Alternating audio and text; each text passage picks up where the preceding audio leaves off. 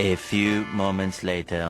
Baik, langsung saja ke pemateri pertama tentang konsep dasar syariah, fikih, dan usul fikih. Nah, selanjutnya ada pengertian syariah, fikih, dan usul fikih. Yang pertama itu ada syariah. Syariah atau ditulis yang syariah secara etimologi atau bahasa sebagaimana dikemukakan oleh Hasbi Ashidik adalah jalan tepat keluar sumber mata air atau jalan yang dilalui air hidup. Nah, yang kemudian disosialisasikan oleh orang-orang Arab sebagai sebuah jalan lurus yang harus diikuti oleh setiap umat muslim. Sedangkan secara istilah syariah diartikan sebagai data aturan atau hukum-hukum yang disyariatkan oleh Allah kepada hambanya untuk diikuti. Selanjutnya ada fikih. Kata fikih ini berasal dari kata fikih yang bermakna mengerti atau memahami. Nah, fikih ini merupakan ilmu yang diperolehkan melalui rahmu dan ijtihad dengan menggunakan observasi dan penyelidikan manusia. Nah, selanjutnya ada usul fikih. Kata usul fikih yang merupakan jamak dari kata asal secara etimologi berarti sesuatu yang dasar dari yang lainnya.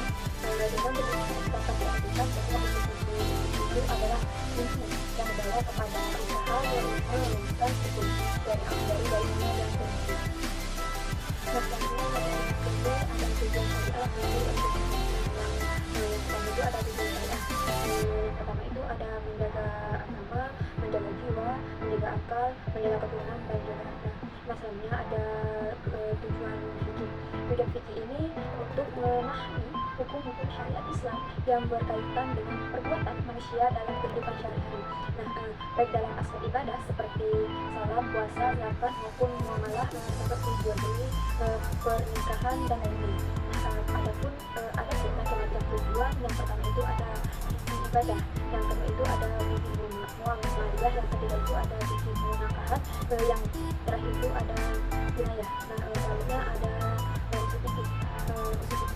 Ilmu usul fikih ialah penerapan kaidah-kaidah dalam pembahasan pada dalil-dalil yang tertinggi untuk mencapai hukum syariat yang ditunjukkan dan ditunjukkannya. Adapun macam-macam usul fikih. Yang pertama itu dalil-dalil syariah, yang kedua ada kaidah bahasa, yang ketiga ada ijtihad dan taklid, yang keempat itu ada kaidah dan fikih.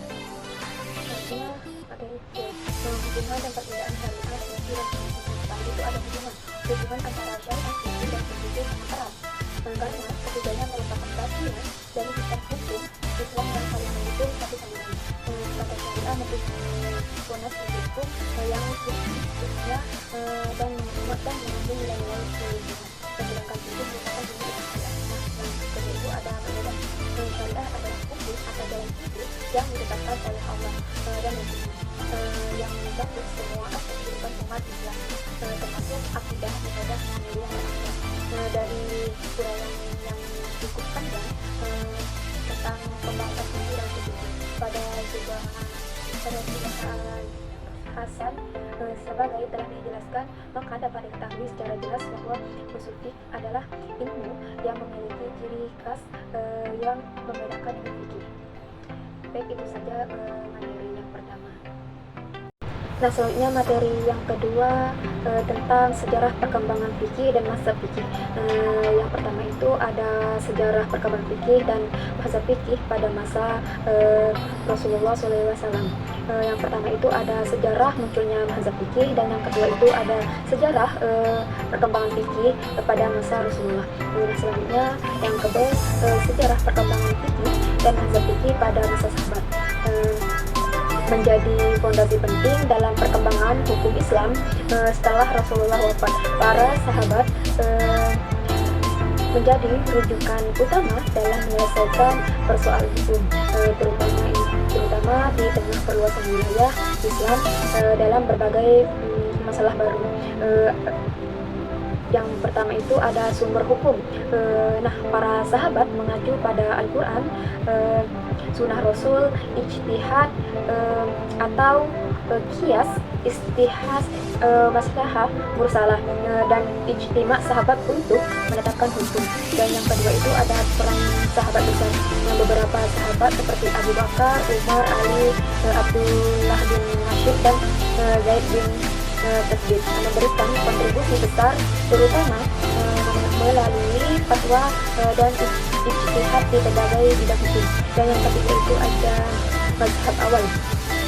Wilayah Hijaz cenderung berpegang pada tradisi dan sunnah. Wilayah Irak lebih mengendalikan ijtihad karena terbatasnya akses pada sunnah. Dan yang keempat itu ada ciri khas fikih sahabat. Fikih masa sahabat bersifat fleksibel dan adaptif terhadap kondisi masyarakat karena belum ada kodifikasi hukum formal. Dan yang terakhir itu ada pengaruh pada mazhab fikih. Masa sahabat menjadi dasar bagi mazhab fikih di mana tabi'in dan ulama besar seperti Abu Hanifah dan Imam Syafi'i dengan menekankan metode ijtihad dan kontraksi hukum. Nah, selanjutnya yang ketiga sejarah perkembangan fikih dan mazhab fikih pada masa imam mazhab fikih. Pada masa para imam mazhab fikih abad kedua hingga ke-4 Hijriah, fikih mengalami perkembangan pesat. Periode ini ditandai dengan pembentukan mazhab-mazhab besar yang menjadi rujukan hukum Islam. Para imam mazhab seperti Imam Abu Hanifah, Imam Malik, Imam Syafi'i, dan Imam Ahmad bin Hanbal menyusun metodologi ijtihad hukum berdasarkan Al-Quran, hadis, ijma', qiyas, dan sumber hukum lainnya yang mereka pandang saleh. Perbedaan geografis, budaya, dan kondisi sosial di wilayah Islam mempengaruhi pemikiran para imam ini. Misalnya Imam Abu Hanifah lebih banyak menggunakan qiyas karena hidup Kufah, wilayah dengan sedikit hadis yang terkonfirmasi. Imam Malik mengutamakan amalan penduduk Madinah sebagai sumber hukum. Imam Syafi'i mengkombinasikan metode Imam Malik dan Imam Abu Hanifah dan menyusun usul fikih yang sistematis. Sementara itu Imam menekankan pentingnya hadis sebagai sumber utama hukum. Nah, mazhab-mazhab ini menjadi landasan dalam mengembangkan hukum Islam hingga kini, memperkaya sanah fikih dengan sebagai pandangan yang fleksibel sesuai konsep zaman dan tempatnya.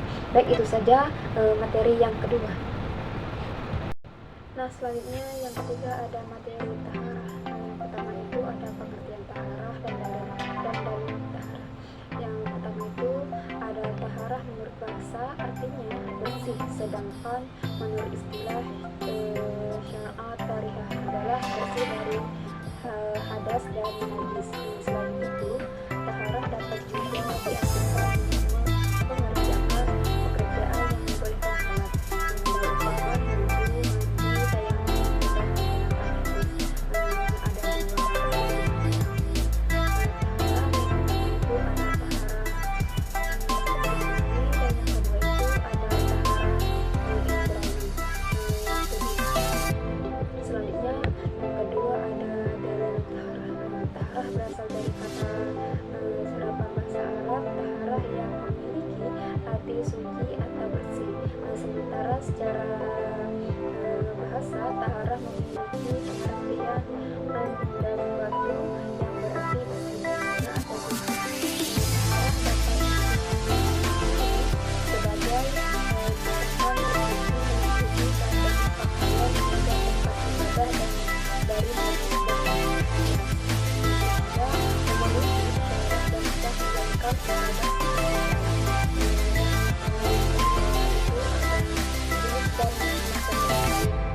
air ini termasuk salah satu ciptaan Allah yang keberadaannya sangat vital dalam kehidupan. Hampir ada sesuatu yang tidak terbuat air, dan semuanya makhluk hidup di dunia ini pasti membutuhkannya. Dan yang yaitu ada organisasi, tayamum, wudu, dan mandi besar. Dan yang terakhir itu ada hal-hal yang membatalkan wudu dan tayamum. Baik, itu saja materi. Nah, selanjutnya materi keempat yaitu tentang sholat. Pertama itu ada pengertian tentang sholat. Nah, sholat adalah tiang agama yang sangat penting bagi seseorang muslim karena itulah yang membedakan seorang muslim dengan orang kafir. Sholat yang berasal dari kata asyhadu yang berarti doa adalah kata benda yang berarti rahmat, dan sholat dari adalah doa dan permohonan ampunan. Dalam bahasa Arab, salat juga berarti memohon kebijakan dan pujian. Nah, yang itu ada syarat-syarat sahnya salat, dan yang ketiga itu ada macam-macam sholat, macam-macam sholat fardu dan bagaimana cara pelaksanaannya. Sholat fardu terdiri dari dua kategori. Yang pertama itu ada mansur atau yang dimansurkan, dan yang kedua itu ada gairul mansur, yang dimansurkan atau yang tidak dimansurkan. Dan yang ada macam-macam sholat sunnah dan bagaimana cara pelaksanaannya. Ada dua kategori. Yang pertama itu ada sholat sunnah munkar, dan yang kedua itu ada sholat sunnah gairul munkar. Sholat sunnah munkar dimulai dengan niat takbiratul ihram, membaca Fatihah, surah Al-Baqarah, itu dan tujuh di antara 27 dan jumlah rakaatnya berbeda-beda tergantung pada jenis sholat sunnah yang dilakukan, seperti 2 rakaat untuk sholat duha atau tahiyatul masjid, atau 3 rakaat untuk sholat witir. Dan yang penjelasannya sholat jamaah dan koshar. Pengertian sholat besar, jika seseorang bepergian mereka dapat menyampaikan sholat wajib 4 rakaat menjadi 2 rakaat. Dan yang kedua itu ada hukum musyar sholat. Syafi'iyah dan Hanbaliyah sepakat bahwa musyafir yang memenuhi syarat tertentu diperoleh untuk menguasyakan sholat yang terdiri dari 4 rakaat. Dan yang terakhir ada sholat musyar sholat berarti meningkatkan jumlah rakaat sholat fardu dari 4 dan menjadi 5 yang berlaku bagi. Dan yang terakhir itu ada sholat jamaah adalah sholat yang digabungkan seperti zuhur dan asyar atau maghrib dan isya di satu waktu. Ada 2 cara untuk sholat jamaah. Dan itu saja materi keempat.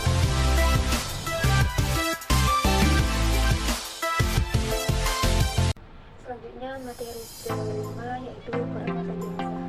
Yang pertama itu ada kewajiban yang dilakukan terhadap jenazah. Kewajiban terhadap jenazah dalam Islam adalah sejumlah amalan yang harus dilakukan oleh umat muslim terhadap seorang yang telah meninggal. Kewajiban ini membagi beberapa tahapan yaitu sebagai wajib.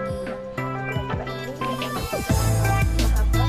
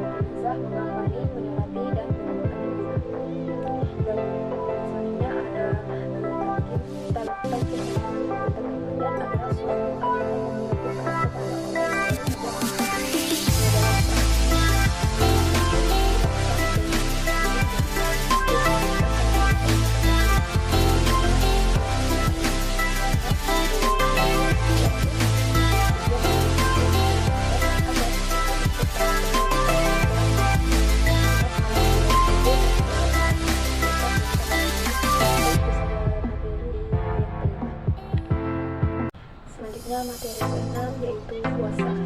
Adapun pengertian puasa, puasa adalah sahur dari bahasa Arab yang berarti menahan. Namun dalam konteks syariat Islam, puasa lebih luas daripada sekedar menahan. Dan puasa adalah ibadah yang menuntut seorang muslim untuk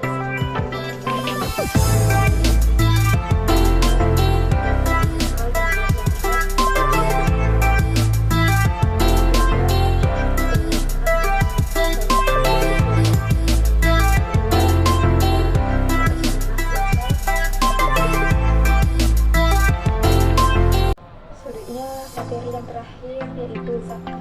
Zakat merupakan salah satu kewajiban utama dalam Islam, berfungsi untuk menyucikan harta, membantu kaum yang membutuhkan, dan membangun solidaritas sosial dalam masyarakat.